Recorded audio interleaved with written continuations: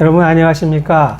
김태훈 변호사님과 함께하는 북한인권법 해설, 오늘은 제13강 북한인권재단 임원회 구성, 아주 뜨거운 감자의 부분이죠. 에 대해서 우리 변호사님으로부터 고견을 잘 듣도록 하겠습니다.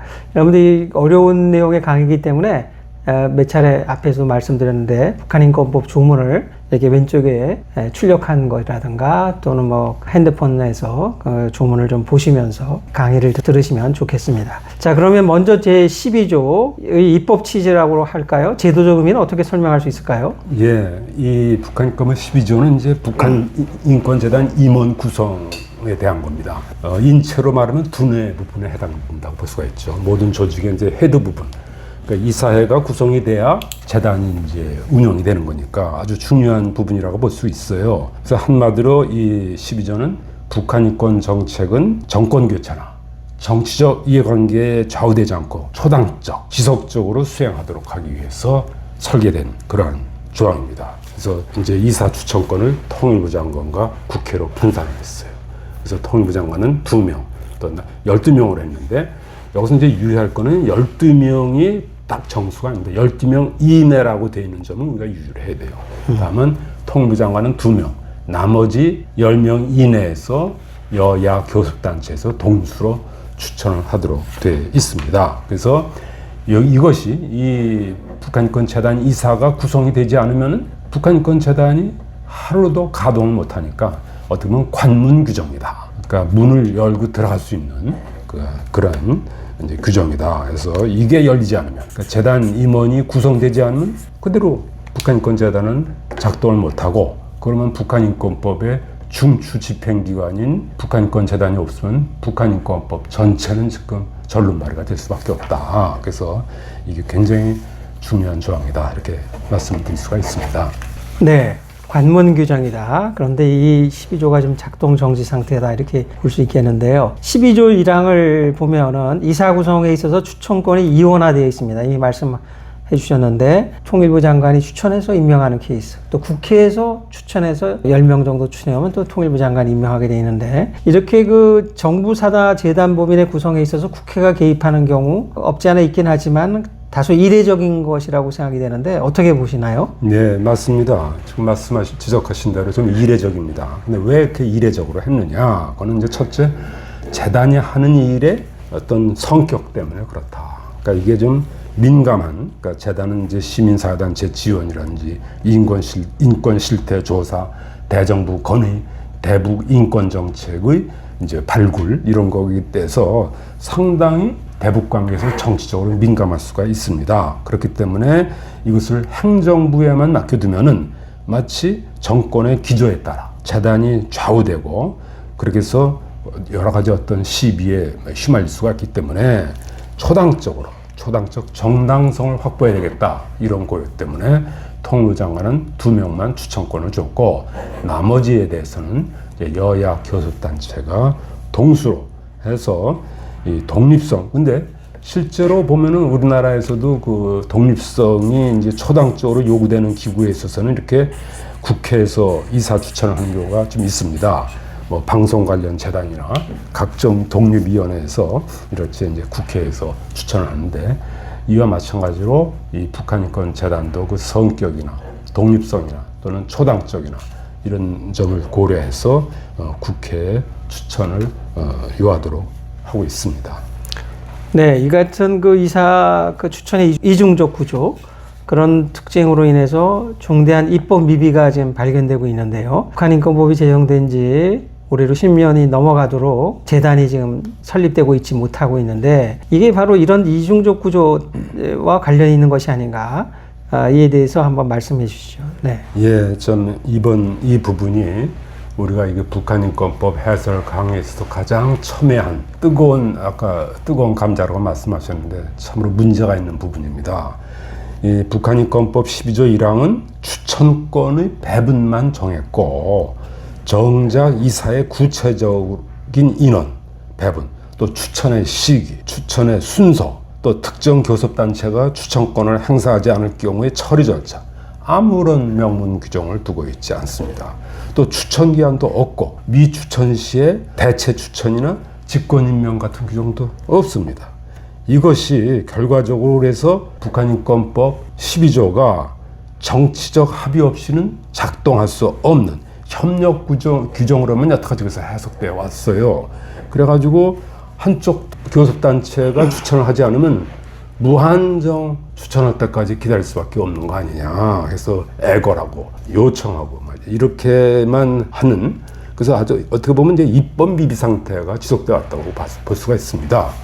아까 이제 말씀드린 여당, 야당 교섭단체가 있는데 어느 한쪽 교섭단체가 추천하지 않으면 그걸 강제할 방법도, 대체 규정도 없고, 뭐 이렇게 돼 있고, 또 도무지 이 법을 보더라도 이사를 12명 이내라고 돼 있는데, 그러면 했을 때 몇 명 있어야 출범한다는 것인지, 이런 규정도 없고 하기 때문에 이 부분이 아주 뜨거운 감자가 되고 있습니다. 그래서 이제 보면은 이제 이미 2016년, 이제 17년부터 마포에 재단 사무실이 21개간 임대를 만나면서 북한인권 재단을 이제 뭐처럼 이제 포부가 있고 희망에 차서 이제 마포에 사무실까지도 있었어요. 그래서 21개간 했다가 임대료만 내다가 2018년 6월에 그냥 폐사가 돼버렸어요. 그러니까 이 조항 때문에 꼭 그런 그 정치적인 의지만 있으면 얼마든지 될 수 있다는 것도 하나 보여주는 게 북한인권 증진 자문위원회가 있습니다. 그것도 똑같이 추천한다고만 되어 있고 나머지는 전부 백지 상태가 되는데 거기에 대해서는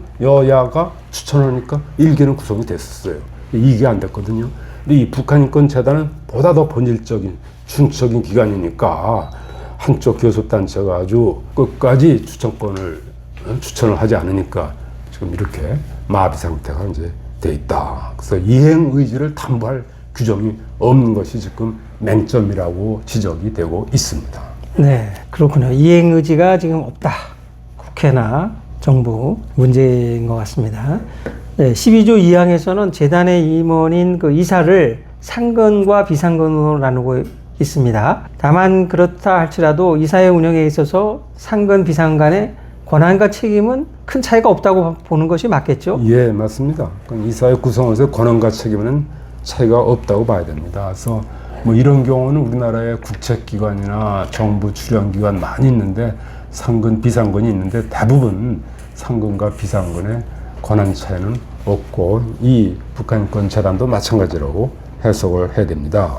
왜냐하면 이제 이사장과 또 정관이 정하는 상근 이사 외에는 비상근으로 하는데 이렇게 된 이유가 왜 비상근을 많이 뒀느냐? 그거는 이제 다양한 분야의 전문가들이 본업을 유지하면서 참여해 심의 의결에 가능할 수 있도록 이렇게 해서 전문성, 다양성을 확보하기 위해서 비상임 구조를 이제 취하고 있다고 보고 있습니다. 네. 12조 3항을 보면은 이사장은 이사 중에서 호선하고 이사장 및 이사의 임기는 3년으로 하되 한 차례만 중임할 수 있다. 다만 당연직 이사의 임기는 그 재임 기간으로 한다고 규정하고 있어요.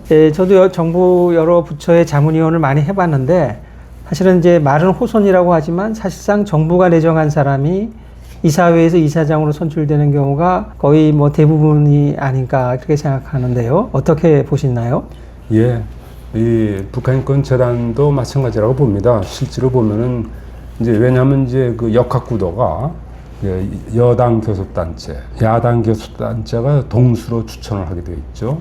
거기에 이제 통일부 장관이 또 2명을 추천하게 되니까 아무래도 그 의석수에 있어서는 이제 여당 우세 구조로 들어가게 됩니다. 그러니까 아무리 뭐 호선을 한다 해본들 전체 숫자에서는 이제 여당 측이 많기 때문에 그렇게까지 흘러가는 건 당연하고, 그러니까 결국에는 이 조항이 여야 동수 추천이라고 되어 있지만은 그것이 이사장 배분까지 보장되는 건 아니다.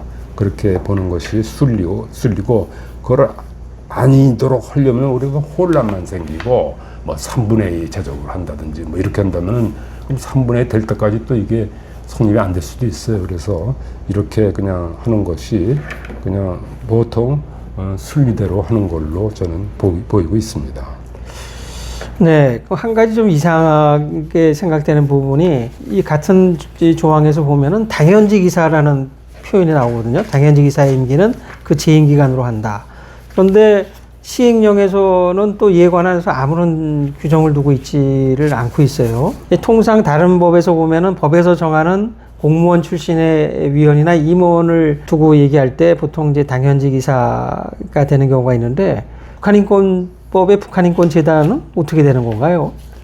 뭔가 예. 네. 아주 날카로운 지적을 해주셨습니다. 솔직히 저도 말씀드리면 현행법령상 당연직 이사가 누구인지 확정할 근거조문이 전혀 없습니다.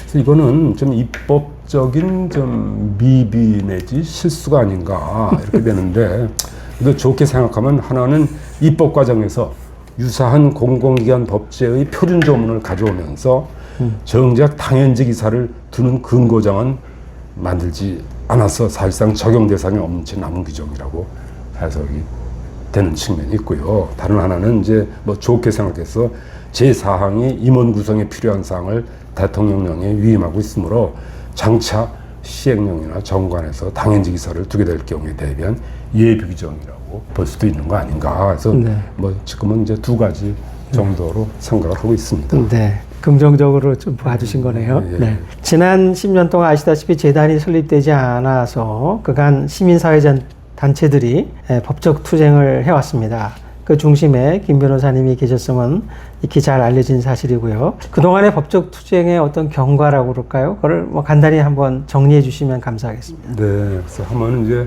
저는 이제 법률가니까 법률적인 측면에서 북한인권 개선 사업, 북한인권 증진 사업 내지 북한인권법의 제정 또는 정상화를 위해서 활동한 것만 좀 말씀드리겠습니다. 그러니까 시작은 2013년 4월 25일 제50차 법의 날에 그때 이제 헌법재판소에 저희들이 한변 변호사들이 국회를 상대로 북한인권법 입법 부작위 위헌 확인 헌법 소원을 제기했습니다. 모두에서 말씀드렸다시피 북한인권법은 2005년에 처음 발의가 됐는데 그 후선 계속 북한인권법이 제정이 안 됐습니다. 그래서 이거를 이제 법률가답게 법률적으로 좀 풀자 해서 헌법재판소에 대한민국이 북한 주민도 대한민국 국민인데 대한민국 국민을 위한 인권을 위한 법을 만들지 않는 것은 위헌이다라는 입법 부작위 위헌 확인 소송을 최초로 제기했습니다.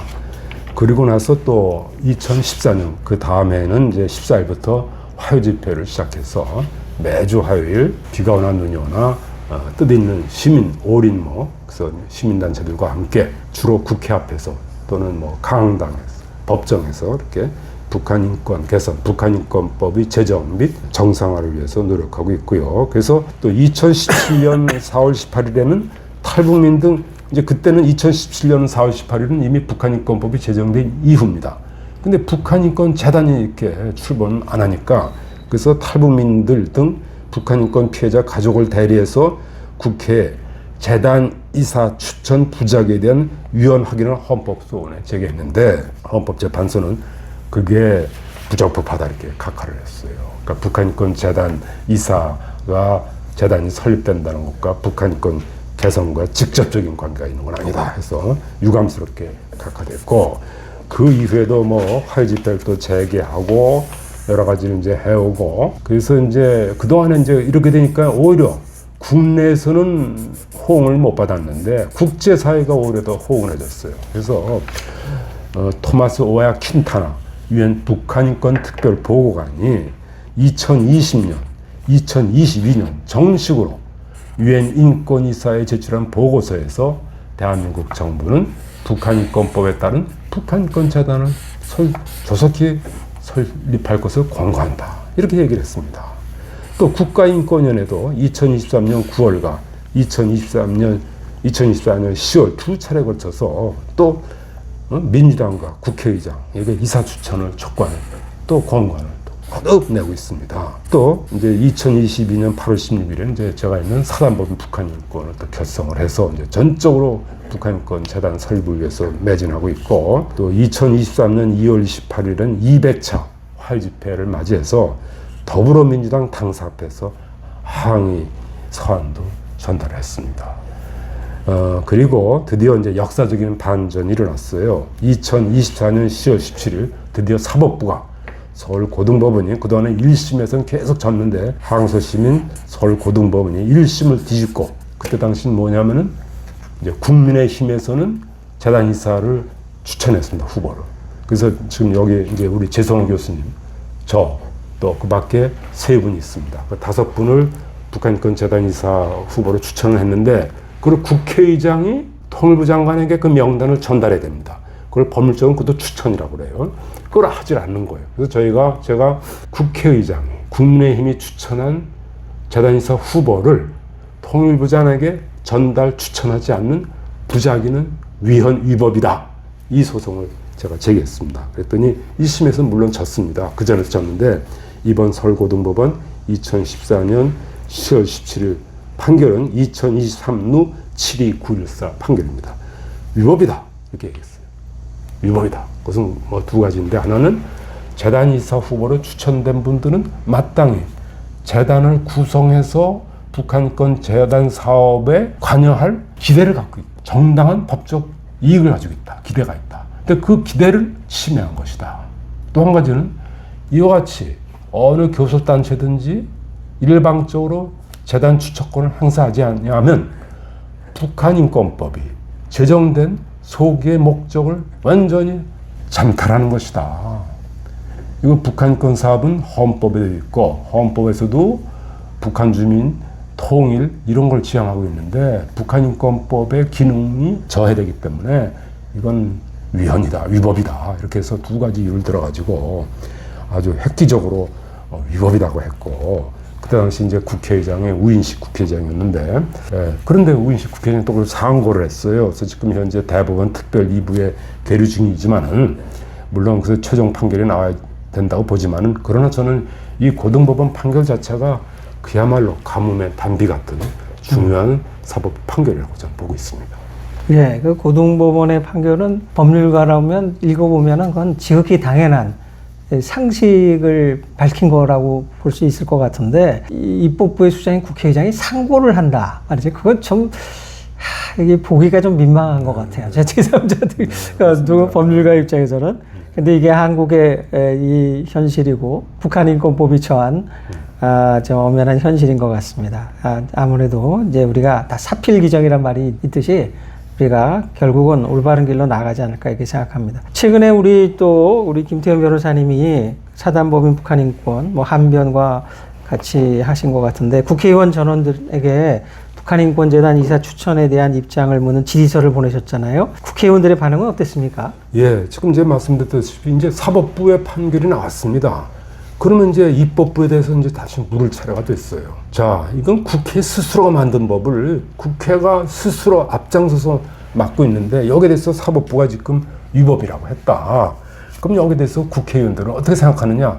그래서 이제 처음으로 300명, 저희가 2026년 7월 16일에 물어볼 때 당시에는 국회의원이 300명이었는데 그 후에 이제 한 분이 유죄 확정 판결로 자격을 상실해서 299인이 됐죠.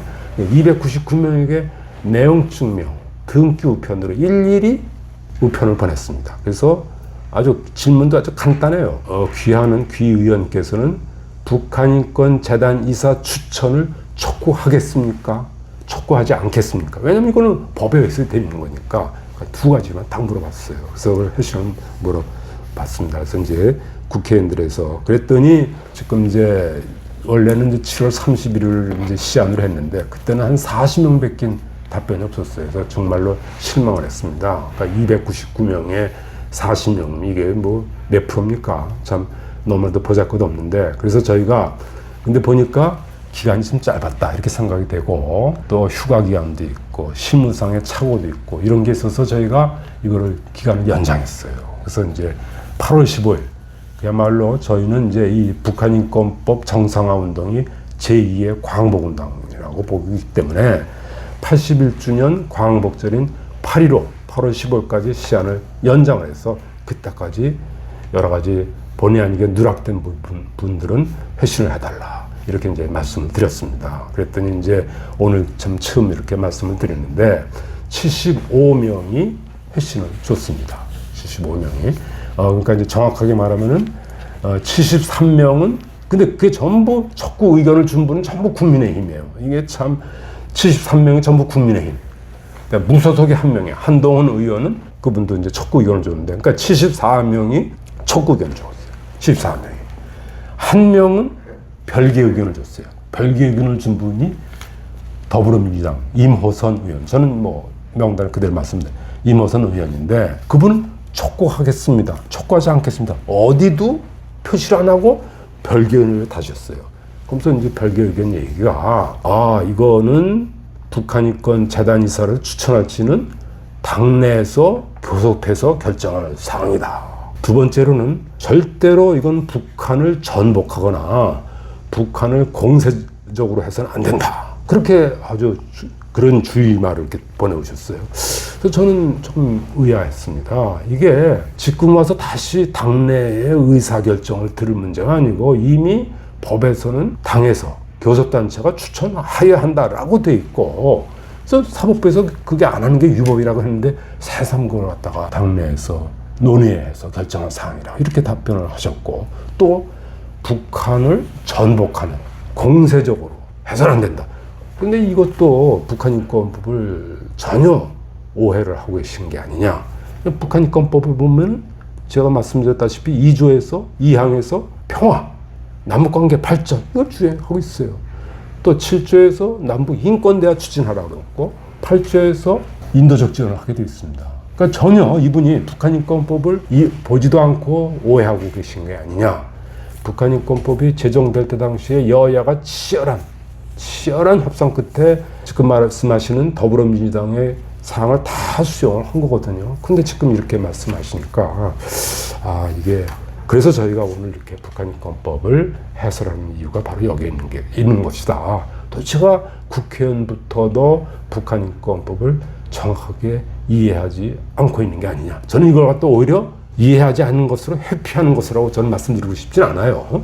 하여간 이해하고 있지 않은 게 아니냐 해서 저희가 이렇게 특별히 시간을 마련해봅니다. 이런 입법 미비 상태에서 사실 북한인권법을 적극적으로 해석하면 북한인권재단의 이사를 추천할 수도 있는데 지금 국회가 지금 하고 있지 않다는 것이 사실은 좀 안타까운 현실인 것 같습니다. 이 추천 기한이 명시되어 있지 않다고 해서 무기한 추천을 하지 않는 건, 그거는 추천권의 불행사고 또 그거는 뭐 남용이라고 할 수도 있고 말이죠. 우리가 또 추천권이 있지만 추천을 거부할 권리를 우리가 줬다고 보는 것은 또 이 법의 정신에 맞지 않은 거란 말이죠. 그래서 마땅히 상당한 기간 내에 이행하는 것이 뭐 2개월이나 3개월 하는 것이 마땅한데 국회의장과 사무총장이 절차를 진행하고 있지 않다. 그게 거의 지금 10년 가까이 되더라고. 이게 문제고, 또 법 어디에도 보면은 뭐 이사를 이 국회에서 여야 교섭단체 포함해서 10명 추천할 수 있는데 여야가 모두 다 10명을 추천했을 때 비로소 국회의장이 이거를 모아가지고 통일부에 추천할 수 있다. 그렇게 규정하고 있지 않거든요. 그래서 저는 국회의장이 키를 쥐고 있다 이렇게 생각합니다. 이에 관해서는 우리 다음 기회에 김 변호사님께 보다 자세하게 설명을 듣도록 하겠습니다. 오늘 강의는 여기서 마치도록 하겠습니다. 끝까지 경청해 주셔서 감사합니다. 네, 감사합니다. 네.